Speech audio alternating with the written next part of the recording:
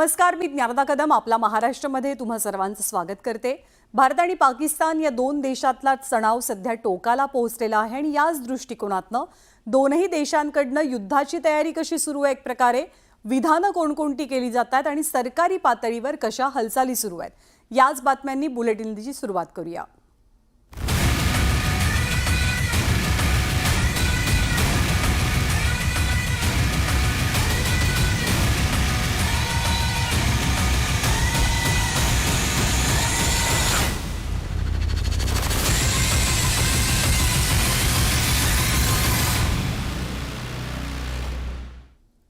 तर पहलगाममधल्या हल्ल्यानंतर दहशतवाद्यांना धडा शिकवण्यासाठी भारतानं अर्थातच आक्रमक भूमिका घेतली आहे।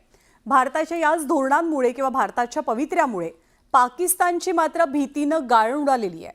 युद्धाच्या भीतीनं भयभीत झालेल्या पाकिस्तानची अक्षरशः झोप उडाल्याचं कळतंय आणि यातूनच पाकिस्तानच्या विविध नेत्यांनी पोकळ धमक्या द्यायलाही सुरुवात केली आहे।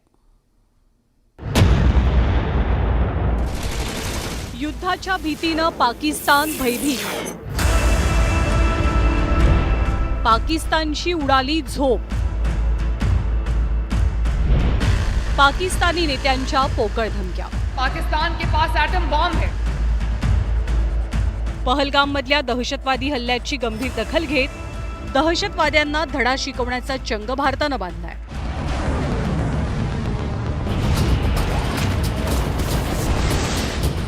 नवी दिल्लीत मंगळवारी पार पडलेल्या महत्त्वाच्या बैठकीतही लष्कराला दहशतवाद्यांविरोधातल्या कारवाईसाठी सरकारनं फ्री हँड दिलाय।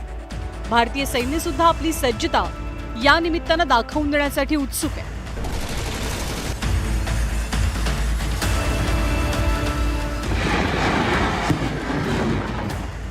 सीमेच्या रक्षणासाठी आणि दहशतवाद्यांच्या बिमोडासाठी भारतीय सैन्य सज्ज आहे। भारताच्या या पवित्र्यामुळे पाकिस्तानची मात्र झोप उडाली आहे। पाकिस्तानचे माहिती आणि प्रसारण मंत्री अताउल्ला तरारनं मध्यरात्री 2 वाजता पत्रकार परिषद घेत भारत पुढच्या 24 ते 36 तासात कारवाई करेल अशी भीती व्यक्त केली। Pakistan has credible intelligence that India intends carrying out military action against Pakistan in the next 24 to 36 hours. दहशतवादाविरोधात भारतानं घेतलेल्या ठोस भूमिकेमुळे आता पाकिस्तानचे राजकीय नेते उलटसुलट बरळू लागलेत। माजी पंतप्रधान नवाज शरीफ यांची कन्या आणि पाकिस्तानच्या पंजाब प्रांताच्या मुख्यमंत्री मरियम नवाज यांनी पाकिस्तानकडे अणुबॉम्ब असल्याची पोकळ धमकी दिली। अगर आज पाकिस्तान का कोई भी दुश्मन पाकिस्तान पर हमला करते वक्त 10 बार सोचेगा तो उसकी वजह यह है कि अल्लाह ताला के फजल से पाकिस्तान आज एक एटमी कुव्वत है। पाकिस्तान के पास एटम बॉम्ब है। तर मरियम यांच्या धमकीला उत्तर दिलं ते नॅशनल कॉन्फरन्सचे नेते फारुख अब्दुल्लाने। भारतानं पाकिस्तानच्या आधीच अणु चाचणी केल्याचं म्हणत त्यांनी पाकिस्तानचे दातच घशात घातले। हम लोगों ने तो पूरा समर्थन प्रधानमंत्री को दे रखा है, उसके बाद तो हमारे साथ कोई सवाल होना नहीं चाहिए। प्रधानमंत्री जाने जो काम करना वो करना है। सर, जिस तरह पाकिस्तान का कहना है कि हमारे पास न्यूक्लियर वॉरहेड है और इस तरह से वो कह रहे हैं, तो क्या लगता है? भैया, हमारे पास भी न्यूक्लियर पावर है, उनसे पहले है। एकीकडे मरियम शरीफ यांनी आपल्या अकलेचे तारे तोडलेले असताना बिलावल भुट्टो सुद्धा मागे नाही। सिंधू जलकराराला स्थगिती देण्याच्या भारताच्या निर्णयावरनं बोलताना ते चांगलेच बरळले होते। भारत को कहना चाहूंगा कि सिंधु हमारा है और सिंधु हमारा रहेगा।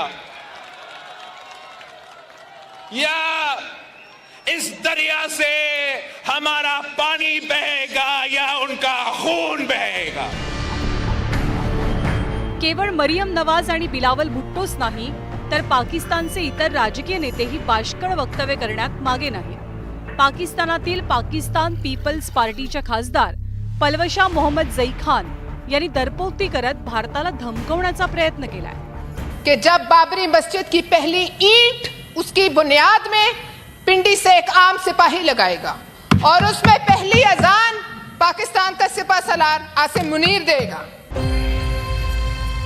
पहलगाममध्ये दहशतवाद्यांनी 26 निष्पाप नागरिकांचा बळी घेतला. याच दहशतवादाचं समूळ उच्चाटन करण्यासोबत त्यांच्या पाठीराख्यांना कायमचा धडा शिकवण्याची भारताची भूमिका आहे. आणि भारताच्या याच भूमिकेमुळे पाकिस्तानची सध्या भयभीत अवस्था झाली आहे आणि पाकिस्तानचे राजकीय नेते तोंडाची वाफ घालवण्यात व्यस्त दिसतात. Bureau report, news 18 Lokmat.